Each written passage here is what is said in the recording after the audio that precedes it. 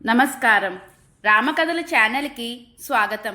ఈరోజు మనం వనములకు వెళ్ళవలదు అని లక్ష్మణుడు కౌసల్యాదేవి శ్రీరామునిపై ఒత్తిడి తెచ్చుట అనే విషయం గురించి తెలుసుకుందాం.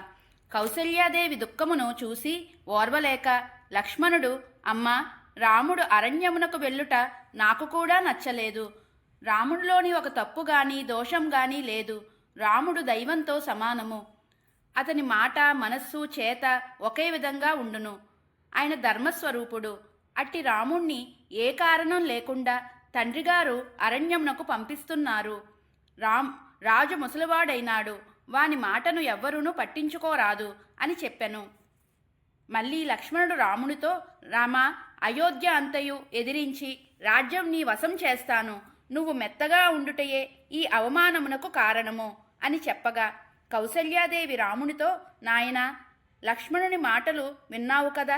కైకేయి ధర్మవిరుద్ధంగా నిన్ను అడవికి పంపించవలనని కోరినది. కావున లక్ష్మణుని మాట నీకు నచ్చినచో అట్లే చేయుము. నువ్వు ధర్మం తెలిసిన వాడవు.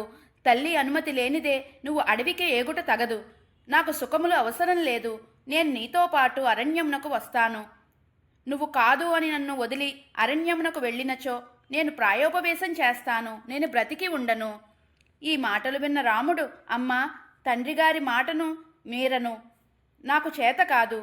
మన వంశంలో సగర చక్రవర్తి ఆజ్ఞచే వారి కుమారులు భూమిని త్రవ్వి ఎందరినో చంపినారు. పరశురాముడు తండ్రి ఆజ్ఞను పాటించుట వల్ల తల్లియగు రేణుకను చంపినాడు. ఇట్లు మన పూర్వులు తండ్రి ఆజ్ఞను పాటించి గోవధ, మాతృవధ చేసినారు. ఈనాడు నేను తండ్రి మాటను పాటించుటకు తల్లికి దుఃఖం కలుగునేమోనని మానివేయుట తప్పు. అమ్మా, ఈ చర్య నీకు ప్రతికూలం కావచ్చు గాని తండ్రి మాట పాటించుట నా కర్తవ్యము. లక్ష్మణ, నా యందు నీకు ప్రేమ కలదు అని నాకు తెలుసు. కానీ నువ్వు సత్యమునకు, ఇంద్రియ నిగ్రహమునకు విరుద్ధంగా మాట్లాడితివి.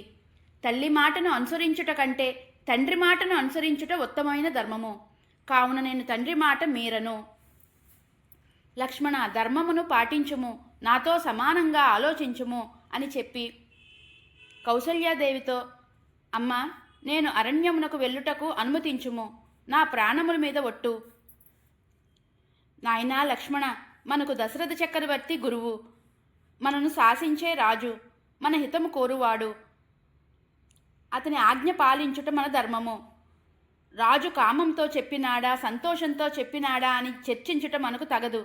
కావున నేను తండ్రి మాటను అసత్యం చేయజాలను. అమ్మ, భర్త బ్రతికి ఉండగా ధర్మమును బట్టి అతనిని వీడి కుమారునితో వెళ్ళుట తగదు. భర్త మాటను అనుసరించడమే ధర్మము. కావున అమ్మ, అడవులకు వెళ్ళడానికి నన్ను అనుమతింపుము. నాకు మంగళాశీసులు పలుకుము. 14 సంవత్సరాలు అరణ్యవాసం పూర్తి చేసుకొని తిరిగి వచ్చుటకు ఆశీర్వదించుము. జీవితము అత్యల్పము. ధర్మంచే కలిగేడి కీర్తి శాశ్వతము. శాశ్వతమైన కీర్తిని పక్కకు పెట్టి అల్పమైన సుఖమునకై అధర్మమును ఆచరించుట నేను చెయ్యలేను అని రాముడు కౌసల్యాదేవితో చెప్పెను. ఇది ఈరోజు కథ. తదుపరి భాగంలో మరో అందమైన సంఘటనను తెలుసుకుందాం. ధన్యవాదములు. జై శ్రీరామ్.